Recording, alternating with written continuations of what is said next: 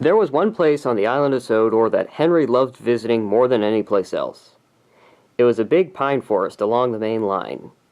Henry always felt better for being here. He couldn't really explain why, but his crew understood. "It's peaceful," they would say. That night, a storm hit the island. The engines were all huddled in their shed.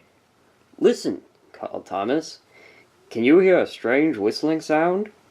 "It's the wind blowing outside our shed," replied Edward, "but I've never heard it like this before." "You know," said James, "if Gordon wasn't here now, I'd say it was him thundering by with the express." All the engines laughed. Except Henry. "I hope the wind won't harm the forest," he said. By morning, the fierce winds had gone, but the damage was done. Henry's driver came to see him.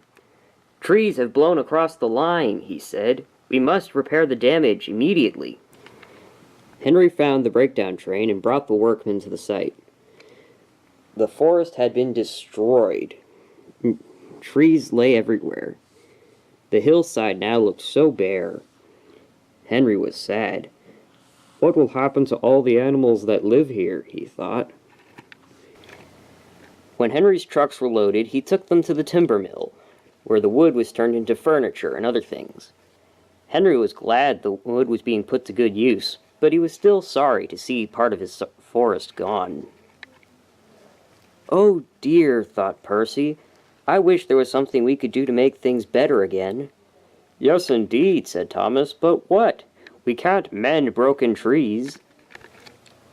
But later, when the Fat Controller had told Percy to take some trucks to the forest, when Percy collected them, he was most surprised. There were splendid new trees ready for planting. "This is the best job I've ever had," he puffed. When Henry came by later, he was most surprised. There were Percy and Terence helping the workmen and put the new trees in. "Look, Henry," called Terence, "we're beginning again. The hillside will look better than ever before. You'll see." Now whenever Henry stops by the forest, he can see the new trees growing strong and tall.